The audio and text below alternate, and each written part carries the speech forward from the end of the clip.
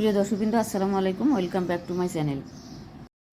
দর্শকবৃন্দ, অস্বাভাবিক গরমে মানুষ অনেক অসুস্থ হয়ে যাচ্ছে, তাই অনেক বেশি বেশি মাংস বা ভাজা পোড়া না খেয়ে যদি এরকম একটা ঢেঁড়সের ঝোল রান্না করে খাওয়া যায় তাহলে অনেকটা সুস্থ পাওয়া যায়। দর্শকবৃন্দ, আমি চুলায় 1 টেবিল চামচ পরিমাণ সরিষার তেল দিয়েছি, আর সেই সময় 1.25 কাপ দিয়েছি পেঁয়াজ কুচি দিয়ে এখন ভালো করে পেঁয়াজটা ভেজে নিব। দর্শকবৃন্দ, তো অনেকটাই প্রায় নরম হয়ে গিয়েছে ভাজতে ভাজতে। এখন আমি সামান্য পানি দিয়ে দিচ্ছি। দর্শকবৃন্দ, পানি দিয়ে আমি ভালো করে কষিয়ে নিব।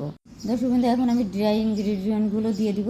তো প্রথমে আমি দিয়ে দিচ্ছি হলুদ গুঁড়া 1/2 চামচ, আর সেই সাথে দিয়ে দিচ্ছি শুকনো মরিচের গুঁড়া। দর্শকবৃন্দ, 1 চামচের 4 ভাগের 1 ভাগ, যেহেতু কাঁচামরিচ দিব তাই আমি শুকনো মরিচ অল্প দিচ্ছি। আর সেই সাথে দিয়ে দিচ্ছি ভুঁড়ে ভুঁড়ে 1 চামচ রসুন, দিয়ে দিচ্ছি 1/2 চামচ লবণ, দিয়ে আমি পানি শুকানো পর্যন্ত কষাতে থাকবো। দর্শকবৃন্দ, কষাতে কষাতে যখন পানি শুকিয়ে যাবে তখন আমি ঢেঁড়স দিয়ে দিব। আর আমি মশলা খুবই কম মশলা দিয়ে রান্না করব। দর্শকবৃন্দ, মশলা কষানো হয়ে গেছে আর পানিও টেনে গিয়েছে। এখন আমি দিয়ে দিব ঢেঁড়স দিয়ে আরও কিছুক্ষণ আমি ভাজতে থাকবো।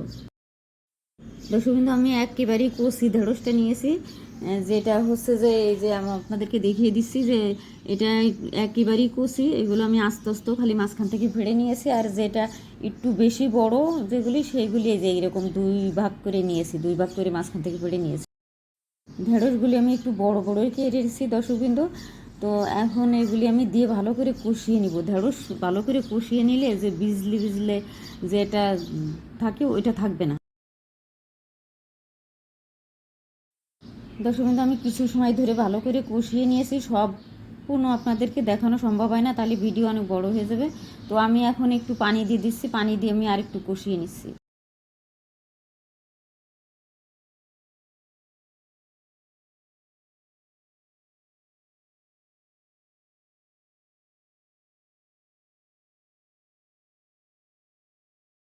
দর্শকবৃন্দ, সামান্য পানি দিয়ে কষাতে কষাতে এই যে দেখতে পাচ্ছেন যে যে নরম হয়ে গিয়েছে। এমনি ঢেঁড়সগুলি খুবই জালি, একদম কষি, তো নরম হয়ে গিয়েছে। এখন আমি ঝোলের পানি দিয়ে দিব। দর্শকবৃন্দ, ঢেঁড়স সেদ্ধ হতে বেশি সময় লাগে না, তো আমি খুব বেশি পানি দিব না। এই যে এই কাপের 1-1.5 কাপ মতো পানি আছে, এটা দিয়ে দিচ্ছি, দিয়ে আমি বাকি ইনগ্রিডিয়েন্টগুলো দিব। দর্শকবৃন্দ, আমি চুলার ফ্লেম বাড়িয়ে দিলাম, এখন দিয়ে দিচ্ছি 1/2 চামচ লবণ। আগে দিয়েছিলাম 1/2 চামচ, আর এখন 1/2 চামচ দিয়ে দিচ্ছি। আর সেই সাথে দিয়ে দিচ্ছি সরিষা বাটা। আমি কালো সরিষা বাটা নিয়েছি, এটাতে ঝাঁঝ বেশি থাকে, তো আমি এখানে 1 চামচের একটু বেশি আছে, সেটা পুরোটাই দিয়ে দিচ্ছি। এই রেসিপির মূল ইনগ্রিডিয়েন্ট আছে সরিষা বাটা। তো সরিষা বাটাটা আমি দিয়ে যে বাটিতে যেটুকু আছে এটুকু আমি পানি দিয়ে ধুয়ে বাকিটুকু দিয়ে দিচ্ছি। দর্শকবৃন্দ, এখন নেড়ে ছেড়ে তরকারিতে বলক উঠে গেলে আমি মাছ দিয়ে দিব। দর্শকবৃন্দ, তরকারিতে বলক উঠে গিয়েছে এই যে। আর এখন আমি মাছটা আগের থেকে আমি প্রিপেয়ার করে রেখেছিলাম। দর্শকবৃন্দ, ভালো করে ধুয়ে পরিষ্কার করে আমি এটা ভেজে রেখেছি। তো ভেজে এখন আমি মাছটা দিয়ে দিব, আর মাছটা দিয়ে আমি দিয়ে দিব কিছু কাঁচামরিচ।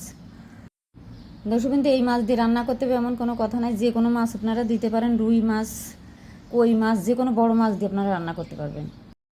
দর্শকবৃন্দ, আমি শুকনো মরিচ খুব কম দিয়েছি, তাই কাঁচামরিচ একটু বেশি দিয়েছি। 4-5টা কাঁচামরিচ মুখ ফেটে রেখেছি, সেটা দিয়ে দিচ্ছি। এখন এখন আমি ঢাকনা দিয়ে ঢেকে দেবো সেদ্ধ হওয়ার জন্য। দর্শকবৃন্দ, আমি 3-4 মিনিট মতো রান্না করেছি। এখন আমি ঢাকনা খুলে মাছগুলি উল্টিয়ে দিব।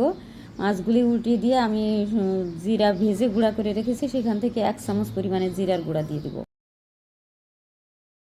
দর্শকবৃন্দ, জিরার গুঁড়া দিয়ে এখন আমি একটু নেড়ে ছেড়ে ঢাকনা দিয়ে ঢেকে দিচ্ছি আর 3 মিনিটের জন্য। দর্শকবৃন্দ, এই ভাজা জিরার গুঁড়া আর সরিষা বাটা এই দুইটার কারণে তরকারির স্বাদ অনেক বেশি হয়েছে। দর্শকবৃন্দ, আপনারা এইভাবে রান্না করে খাবেন আর খেয়ে আমাকে জানাবেন কতটা টেস্টি। দর্শকবৃন্দ, ঢাকনা খুলে এই যে অলমোস্ট ডান। এখন আমি সার্ভ করব। দর্শকবৃন্দ, কষি ঢেঁড়সটা নেওয়াতে একদম গলে নরম হয়ে গিয়েছে আর খেতেও অসাধারণ হয়েছে।